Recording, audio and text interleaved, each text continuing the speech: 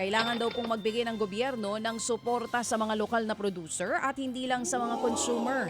Sa panayam po ng programang ito, sinabi ni Ibon Foundation Executive Director Sonny Africa na lumalaki na rin ang gastusin ng mga producer sa petrolyo kaya't posibleng maitulak nito ang presyo mismo ng kanilang produkto at ng bilihin. Anya, kailangan itong matugunan ng gobyerno, lalo't ito lang ang paraan para maibsan ang epekto ng mahal na petrolyo sa middle class na mga Pinoy na hindi naman nakakatanggap ng tulong mula sa gobyerno. Kung hindi rin daw tutulungan ang mga magbubukid at magsasaka, baka marami sa kanila ang tumigil dahil sa pagkalugi. Magkakaroon ng inflationary epekto dahil nagmahal ang presyo ng produksyon, nagmahal ang presyo ng bilihin. So napakalinaw, ang kailangan rendahan dyan yung tulak sa gastusin ng mga producer para hindi mapasa yung mas mahal na presyo dun sa mga consumer na ang konti-konti ng kita matutulak sa kahirapan. Yan nga po mga kapatid ang tinig ni Ibon Foundation Executive Director Sonny Africa. Samantala, hinihintay na lang daw ng DOTR na ilabas ng Budget Department ang pondo para po sa fuel subsidy ng ating mga tsuper.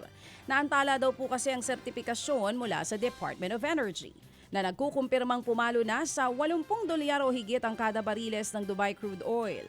Nakuha naman na raw ang sertipikasyon na kailangan para sa pag-release po ng 2.5 billion pesos na pondo.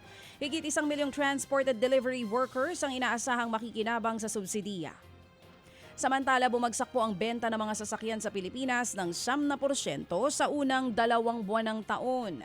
Pero sa kabila po nito, malaking pagtaas ang naitala sa benta ng mga electric at hybrid na sasakyan na umakyat po ng 67%.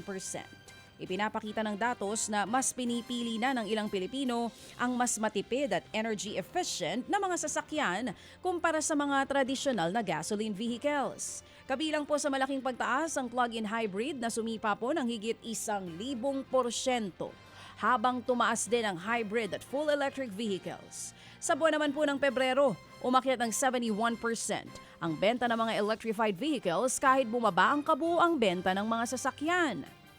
Ayon po sa Campi, nakaapekto ang tensyon sa Middle East at ang presyo ng langis sa pagpili ng mga motorista, kaya mas tumitingin sila ng mas matipid na opsyon. Mga kapatid, para sa iba pang mga balita at impormasyon, sundan niyo po kami sa X, Instagram, Facebook at syempre sa TikTok, True Network PH. Mag-subscribe din po kayo sa aming YouTube channel, True Network. May website din po tayo, truenetwork.ph. At pwede nyo rin po kaming mapanood sa Channel 19 ng aming True FM TV. Lagi pa rin makinig sa radyo dito po sa 105.9 True FM dahil dito, laging true sa'yo, kapatid.